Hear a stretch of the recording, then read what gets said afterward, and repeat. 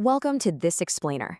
Today, we're diving into something we all grapple with, finding meaning. And no, actually, scratch that. I don't mean the dramatic kind of meaning where you quit your job, sell all your worldly possessions, and move to Bali. I'm talking about the quiet meaning hidden right in front of us, usually somewhere between our morning coffee and that dreaded daily commute. We're going to look at the surprising power of the daily grind. So, let me ask you, is your daily routine a prison? Or is it a foundation? We all face a daily grind, right?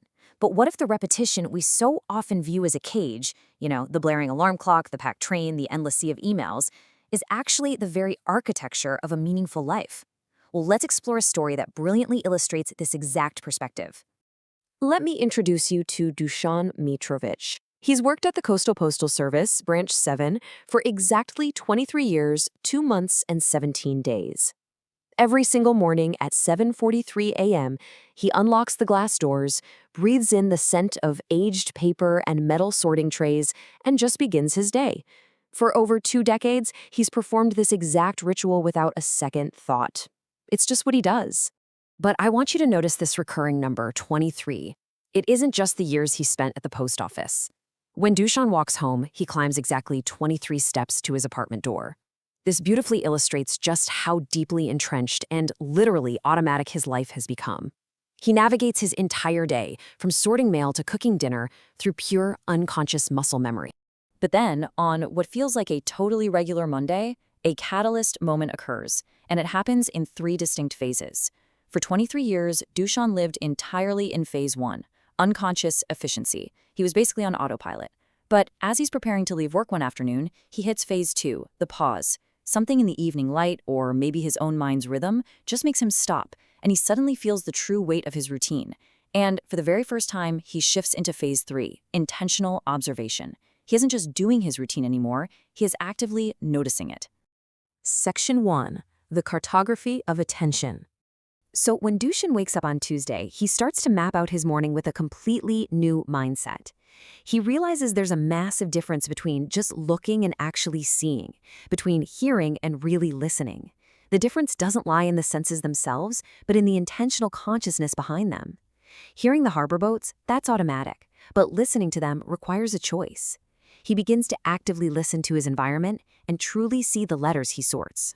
And just by paying attention, he realizes he sits right at the center of a 4,000-person ecosystem. Through 23 years of observation, he holds what is basically a doctoral dissertation's worth of intimate knowledge about his neighbors. He knows Mrs. Stanković arrives at 9:15 a.m. sharp, acting as an anchor of consistency. He knows Mr. Milić's schedule fluctuates depending on the harbor. He even sees 7-year-old Ana's growing curiosity about the wider world. He knows all their patterns, their struggles, and their connections, all through the mail. Section 2. The social infrastructure. Now, Dušan starts to understand that his job acts as the town's hidden circulatory system, and it's deeply affected by what you might call social meteorology. Environmental factors really shape this dynamic. For example, on a Wednesday, a persistent rain delays schedules and forces people inside, but it also sparks spontaneous conversations, shared coffee, and mutual care. Then, Thursday's sun brings back rapid movement and restored efficiency. However, the gratitude and intimacy built during Wednesday's rain endures. His routine is incredibly responsive to the world around him. This actually leads to a really emotional realization. As Mrs. Petrović tells him, kindness is always necessary. Sometimes it's the only thing that makes routine bearable. She's a customer who brings Dušan homemade cookies just to thank him for his reliable service. Dušan's rigid, predictable routine is exactly what created the safe conditions for this genuine human connection to happen in the first place. You see, Dušan isn't just delivering envelopes, he is delivering emotional cargo. When a grandmother sends homemade cookies to Canada, or when a father ships a hand-carved wooden boat to his son in Australia, they aren't just shipping objects. Dušan realizes he is maintaining vital emotional infrastructure that bridges geography and time, facilitating deep family reconciliation and love. It's pretty amazing when you think about it. Section 3. The architecture of time. As we move into the later part of the week, it's fascinating to observe how the days themselves actually dictate behavior and shape the entire community. Monday through Friday is marked by rigid commercial efficiency. Everyone shares the same purpose of work. Saturday introduces complex coordination as commercial fishing mixes with recreational boating. And then Sunday arrives. Sunday is a time for restoration and liturgical time.